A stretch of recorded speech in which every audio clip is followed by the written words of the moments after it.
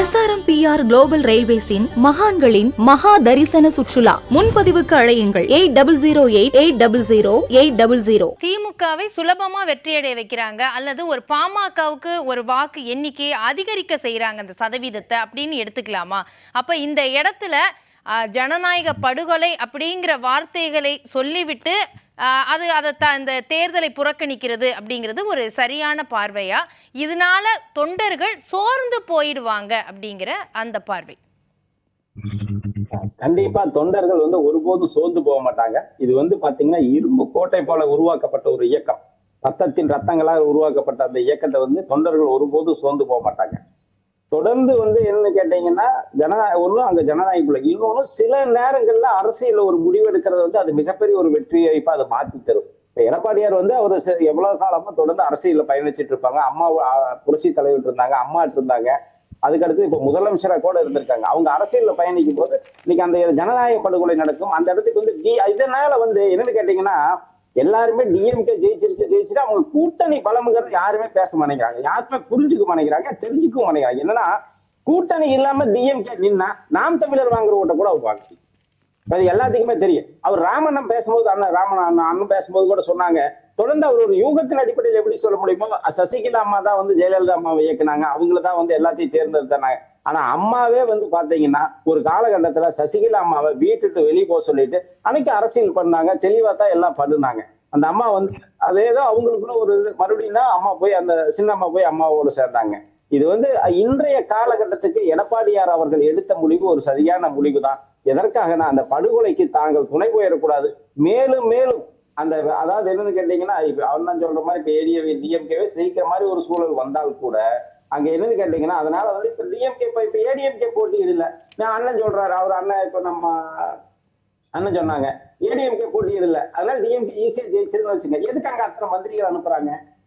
அவங்க எப்பவும் போல ஒரு சாதாரண தேர்தல் மாதிரி எதிர்கொள்ள வேண்டியதானே?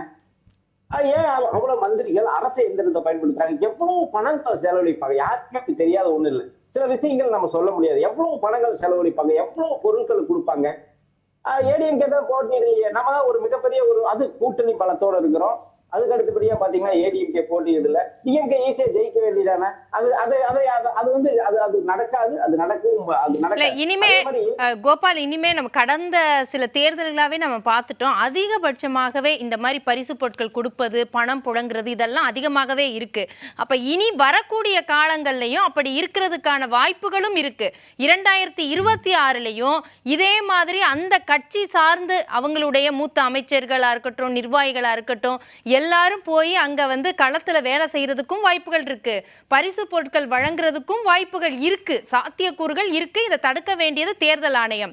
அப்படி நீங்க ஒவ்வொரு தேர்தலையும் இந்த மாதிரியான காரணங்களை கூறிட்டு புறக்கணிச்சிட்டு போக முடியுமா? 2026ல மட்டும் இதெல்லாம் எதுவுமே இருக்காது, ரொம்ப கிளீன் ஸ்லேட்டா இருக்கும், நாங்க அப்ப களத்துல போட்டியிடுவோம் நீங்க சொல்ல முடியுமா?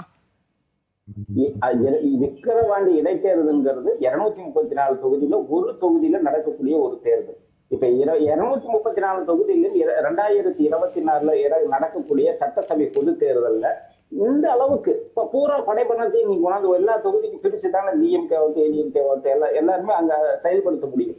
இந்த மாதிரி ஒரு தொகுதியில நீங்க இப்ப பாத்தீங்கன்னா இருக்கிற மந்திரிகள் எல்லாமே ஜூன் 10ஆம் தேதி ஜூலை 10ஆம் தேதி பாத்தீங்கன்னா எலெக்ஷன் நடக்கும் போது விக்கிரவாண்டி தொகுதியில அது வரைக்கும் அந்த தேர்தலுக்கு 2 நாள் முன்னாடி வரைக்கும் இருக்கக்கூடிய நம்ம தமிழகத்தில் இருக்கிற மந்திரிகள் அனைவருமே எங்க இருக்க போறாங்க? விக்கிரவாண்டி இருப்பாங்க. சார் ஏடிஎம்கே ஆட்சி வந்தாலும் அதான் பண்ண போறாங்க. இப்ப இவங்க மட்டும் பேர் சொல்றாரு, அண்ணன் சொல்றாருல, ஏடிஎம்கே ஆட்சி வந்தாலும் இடைத்தேர்தல எல்லா அரசு துறை இயந்திரங்களும் அமைச்சர்களும் லோக்கல் பாடி தலைவர்களும் அங்கதான் இருக்க போறாங்க. இது பெரிய கம்பசூத்திரம் கிடையாது. திமுக வந்தாலும் இதான் பண்றாங்க, ஏடிஎம்கே அதான் பண்றாங்க. இது என்ன பெரிய இது விளக்கமா சொல்லுங்க? இடைத்தேர்தல்ங்கிறது ஆளுங்கட்சிக்கு தான் எப்பவும் சாதகமா இருக்கும் அப்படிங்கிறது தமிழ்நாடுல ஒரு ஃபார்முலாவாயிருச்சு. திருமங்கலம் பார்மலா, சைதாப்பேட்டை பார்மலா, ஈரோடு பார்மலா இதெல்லாம் இருக்குது. இதுக்கு சுருக்கமா இப்போ ஒரு குறிப்பிட்ட சாதியுடைய ஆதிக்கம் அதிகமாக இருக்கு அதிமுகவுலன்னு சசிகலா அவர்கள் குறிப்பிடுறார். கோபா கேக்குதா? இல்ல மியூட்ல இருக்குன்னு நினைக்கிறேன். கேக்குதா? பேசுங்க.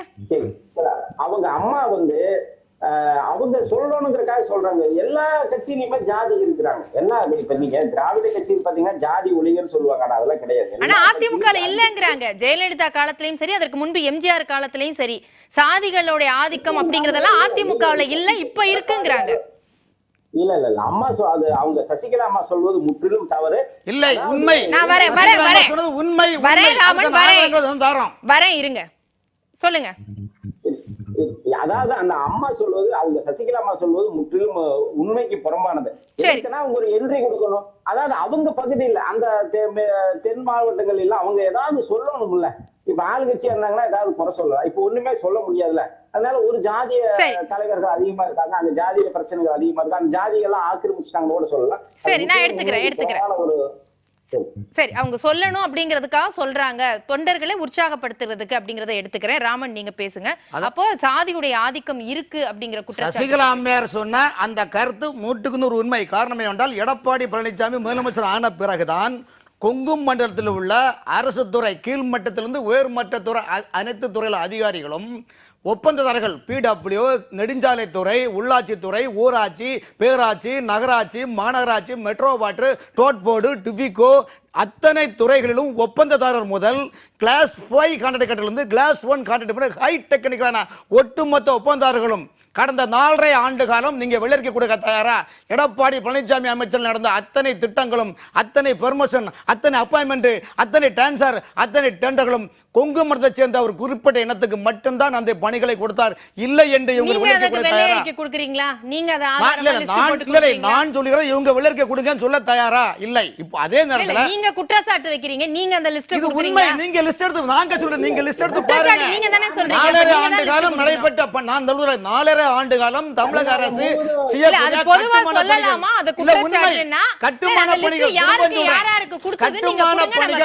கட்டுமான பணிகள் செய்த ஒப்பந்தர்கள் யார்? அவருடைய எந்த அமைச்சோட பினாமிகள் எல்லாம் அனைத்தும் கொங்கு மண்டலத்தை சேர்ந்தவர் தான். இதை இல்லை என்று சொல்லுவார்களா? சரி சரி, நான் எடுத்துக்கிறேன். மேடம் இப்ப என்னன்னா, இப்ப திராவிட முன்னேற்ற கழக ஆட்சியில எப்ப அதிமுக யாரு டெண்டர் எடுத்தாங்களோ அவங்கதான் இப்ப திமுகலையும் டெண்டர் எடுத்தாங்க. புதுசா யாராவது ஒருத்தர் உதயமாயி வந்திருக்காங்களா? புதுசா ஒருத்தர் உற்பத்தி ஆயிருக்காங்க. 2016 பிறகு எடப்பாடி பழனிசாமி அமைச்சர் ராமன், பொதுவா யார் பேசினாலும் சரி, ரமேஷ் நீங்களும் யார் பேசினாலும் சரி, அது உண்மையா அப்படிங்கிறதுக்கு லிஸ்ட் கொடுங்க. நம்ம அதை பத்தி அடுத்த விவாதத்துல நம்ம பேசலாம்.